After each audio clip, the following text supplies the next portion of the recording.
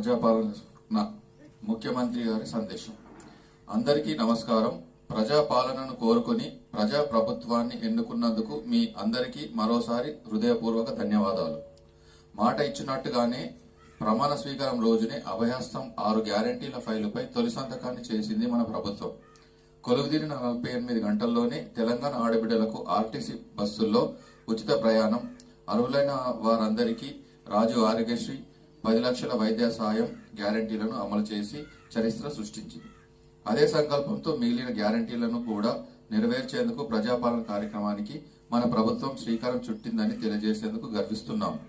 చివరి వరుసలో ఉన్న పేదవారికి కూడా సంక్షేమ ఫలాలు పథకాలు అందించినప్పుడే ఈ రాష్ట్రం, దేశం అభివృద్ధి చెందుతుంది.